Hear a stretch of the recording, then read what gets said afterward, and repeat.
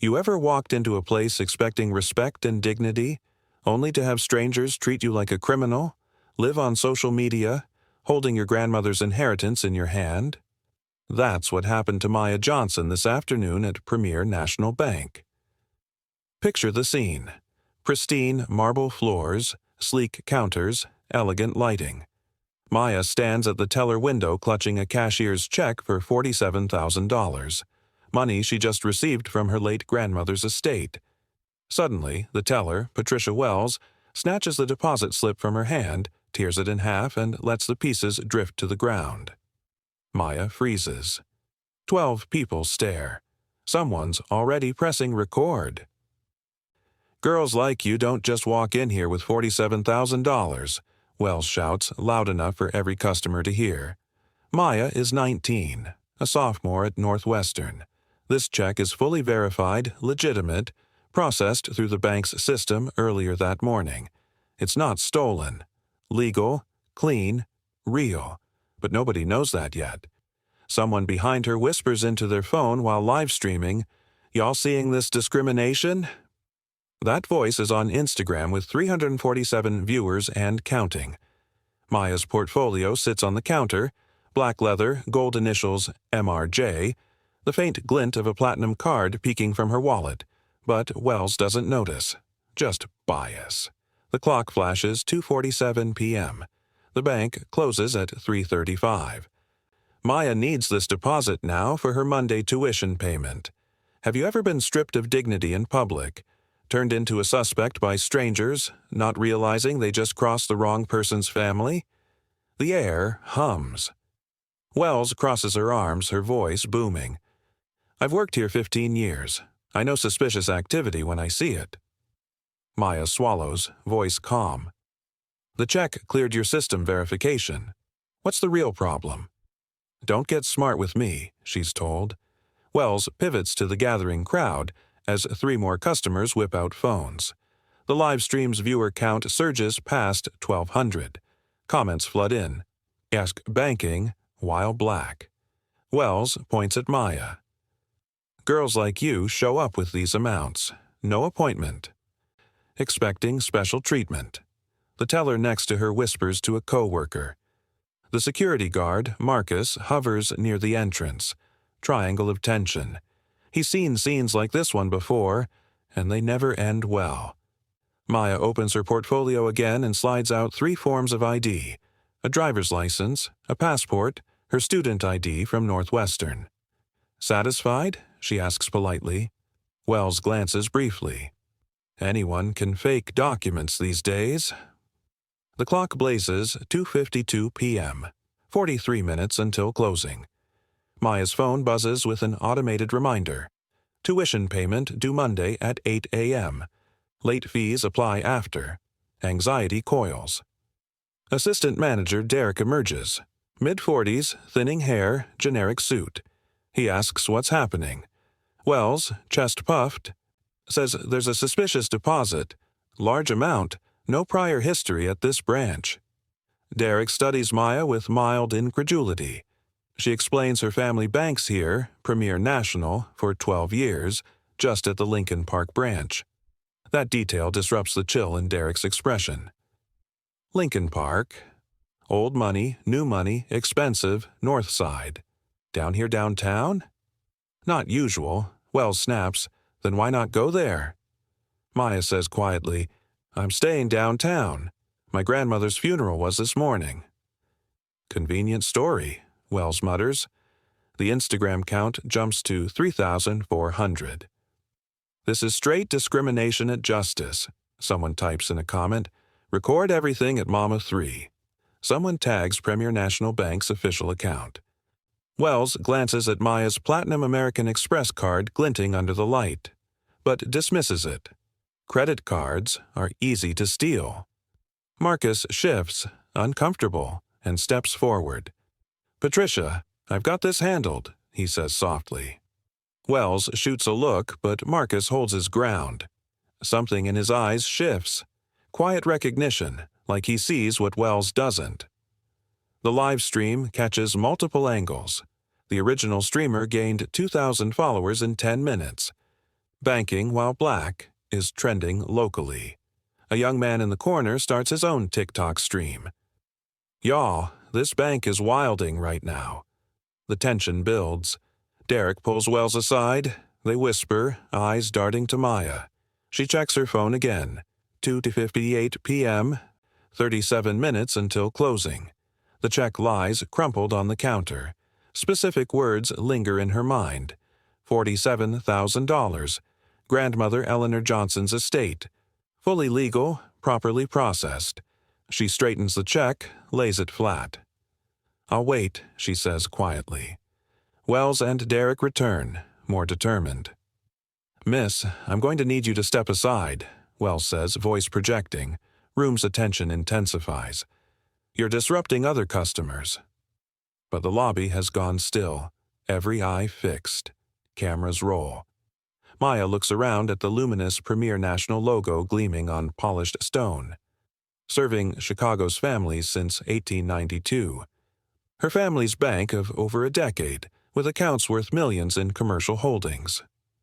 None of that shows on her student account here. 2:59 p.m., 36 minutes left. A hush settles. Then branch manager Linda Torres emerges. Navy suit, silver hair, 23 years at the bank. This is her world, and she always avoided problems. But this is a problem. Torres and Derek confer quietly. "What's going on?" she asks. They reply, "Suspicious deposit. Large amount. Difficult customer." Torres approaches Maya.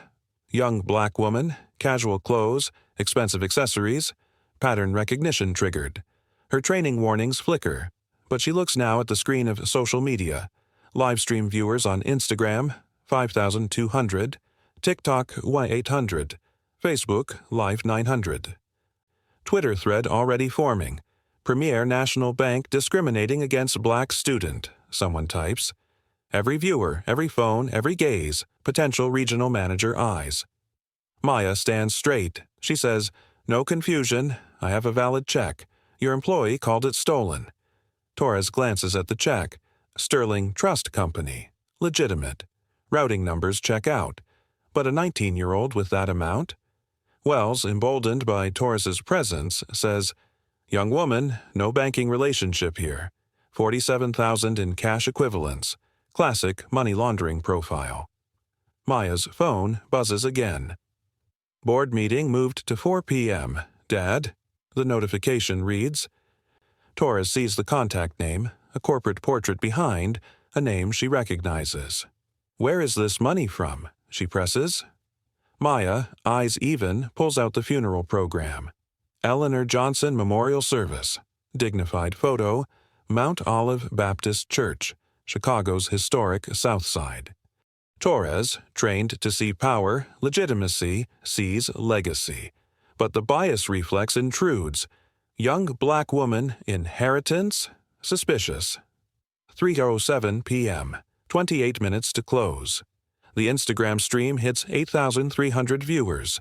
Comments flood. Banking rights. Call corporate. Document for civil rights complaint. Someone behind Maya calls the corporate number on speaker. "Premier National Customer Service, this is Jennifer. How can I help you?" The lobby hears. Torres's stomach sinks. Complaints go to automatic investigations, regional scrutiny, potential federal investigations. She needs to fix this. Fast. "Miss Johnson," she says through clenched calm, "let's resolve this privately in my office." Maya meets her gaze. "Handle it publicly. Like you started it." The crowd murmurs in approval. Derek steps forward. "Ma'am, you need to cooperate, or we'll ask you to leave." Maya inches not, neither aggressor nor retreating. "On what legal grounds?" Tony replied. "For disruptive behavior. I'm standing quietly. Your staff caused the disruption." Marcus remains near the entrance. Radio crackles. "Unit 47 status check." "All clear," he replies, but he's not ready to escalate. A stranger from line closes in. "Excuse me, are you Maya Johnson?" Suddenly, everyone watches. "I'm Sarah Chen, Northwestern journalism student." I covered your family's hospital wing donation last month. Everyone's silent. Wells, Derek, Torres, all stunned. Sarah shows her press card. Maya says calmly, I don't discuss my family. But the shift is palpable. Bank just confronted potential institutional donor's daughter in real time. The live streams go wild again. Lori Tribune tips account joins. Now news eyes are watching too. Maya checks her phone. Another message from Dad. How's the bank visit going? She types. Interesting, she replies. 3:15 p.m., 20 minutes left. Torres makes a call. Public apology, process the deposit. Wells still looks confused. Maya interrupts. Explain your verification process. Why this scrutiny? Torres falters. Silence fills the lobby. Maya locks eyes with every camera. You have 30 seconds to decide how this ends. The crowd holds its breath. Phones angle closer. Wells orders security. Security. Escort her out. Marcus delays. He meets Maya's calm gaze. His body shifts. Something unspoken. Recognition. Respect. Torres's phone rings. Corporate, regional director. She goes pale. Maya says, answer it here, using the live stream as leverage. The hush is total. Live stream viewers registered. Torres puts it on speaker. Michael Harrison, regional director, the downtown branch. What's happening? Maya picks up. Mr. Harrison, this is Maya Johnson. Pause. Are you? I'm Robert Johnson's daughter. The crowd gasps. The corporate call just became human, familial, and destabilizing. I'm terribly sorry, he says. I had no idea. Maya counters. Your staff accused me of theft, forgery, money laundering in front of 12,000 people. The lobby hush intensifies. The power dynamics shift, corporate in scramble. Aya reveals a business card. Maya R. Johnson, Special Projects Coordinator, First Continental Holdings. Torres realizes Johnson family controls 73% of the bank. Derek's jaws drops. Maya maintains perfect calm. I'm also a Northwestern MBA working in compliance audits. You were scheduled for review. Coincidence speaks volumes. The lobby's energy snaps. This was never a setup, but it became a live test, one with a viral audience. Sarah Chen stands forward. I'm a law student, she says, witnessed everything for the record. Cameras zoom. Stream comments morph from rage to anguish to accountability. Maya addresses the phones, the room, the thousands watching. I could have stopped this instantly. Dad, business card, one call. But what about the next young black woman with no safety net, no connections? Silence, collective weight.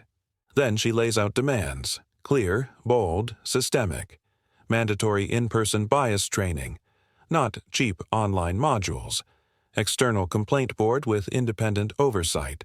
Monthly public demographic tracking of complaints and service patterns. Community advisory board with civil rights voices.